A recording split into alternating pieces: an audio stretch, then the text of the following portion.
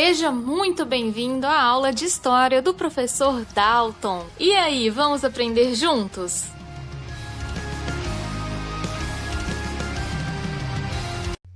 Bom dia, boa tarde, boa noite, começando aqui mais uma aula de História, eu, professor Dalton. Espero que você esteja num local confortável, pegue o seu caderno porque você precisará fazer anotações. Agora as nossas aulas são um pouco diferenciadas, você terá aí 3 vídeos, dentro de uma mesma aula, mas as anotações seguem do mesmo jeito. Quero que vocês façam como foi passado para vocês aquele tutorial. Não anote dos textos, anote do que eu vou explicar neste vídeo.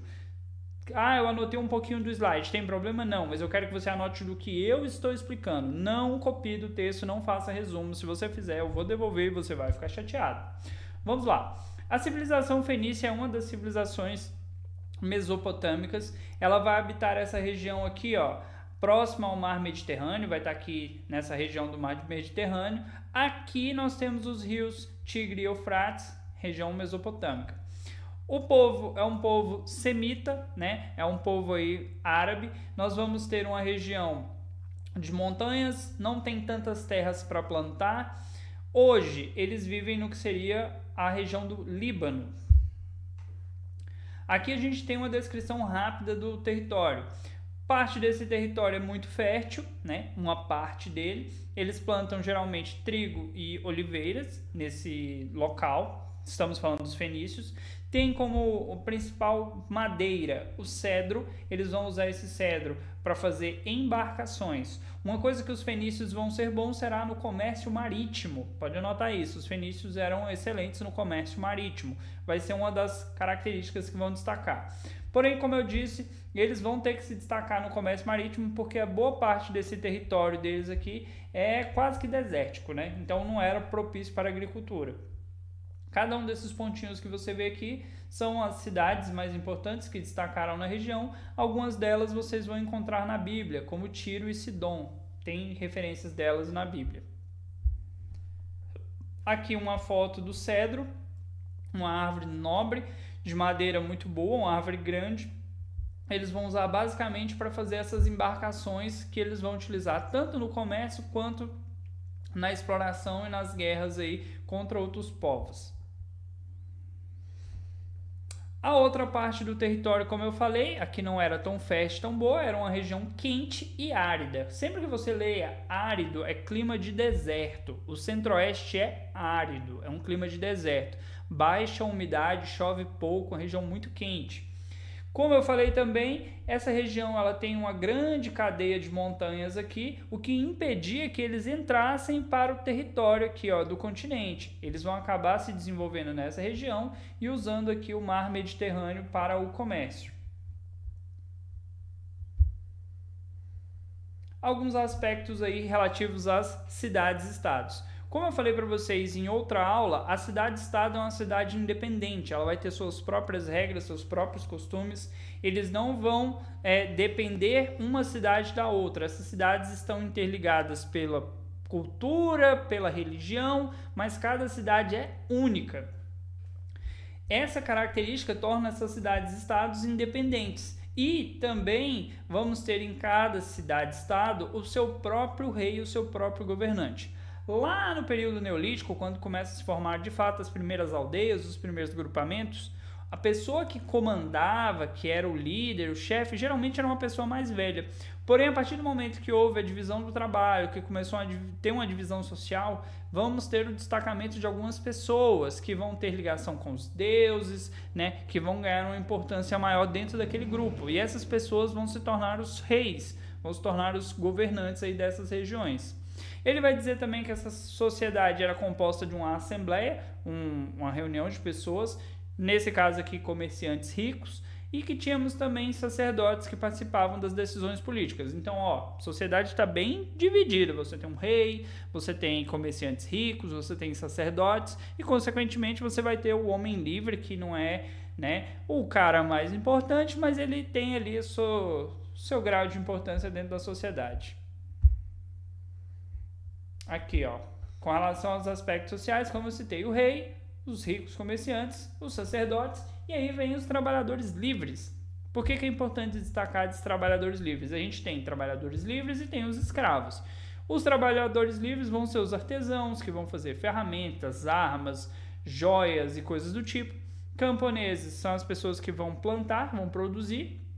Marinheiros vão praticar aí o comércio e também a defesa do território ou casos de guerras. E os pequenos comerciantes que vão fazer as trocas dentro das cidades.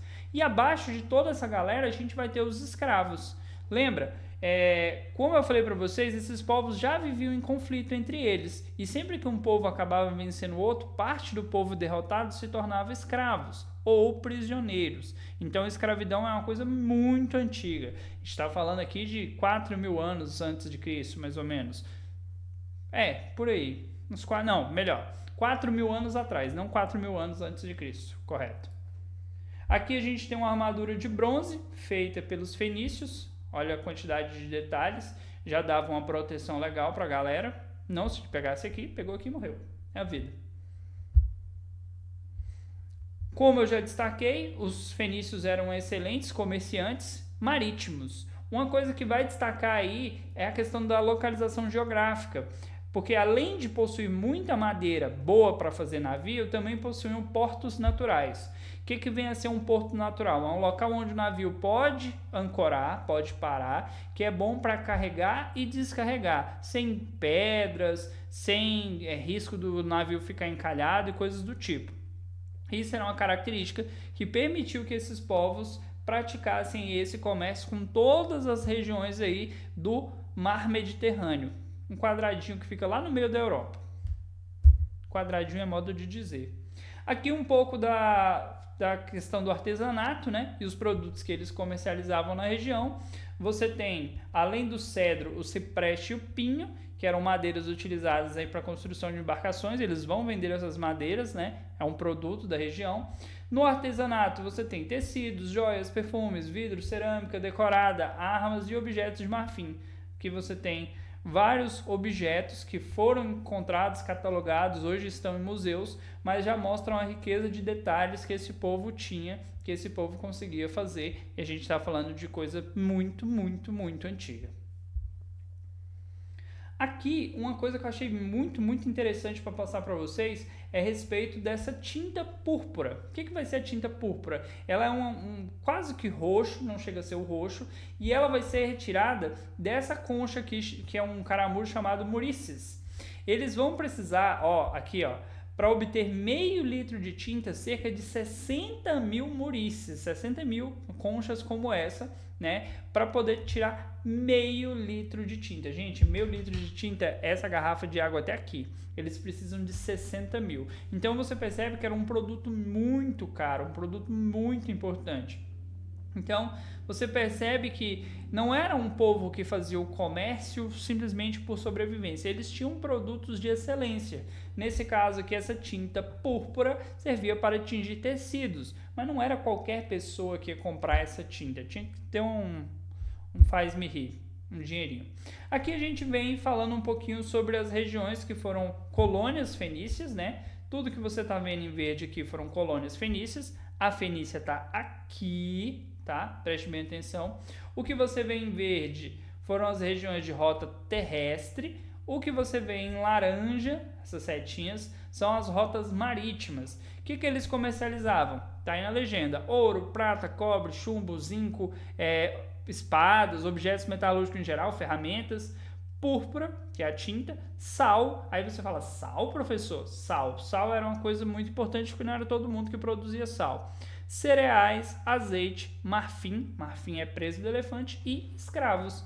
Escravos também faziam parte desse comércio, eles vendiam essas pessoas que eram capturadas. Aqui um pouquinho sobre as embarcações fenícias. Por que é importante destacar? Como eles eram um povo que vivia no comércio marítimo, eles tinham que ter embarcações eficientes.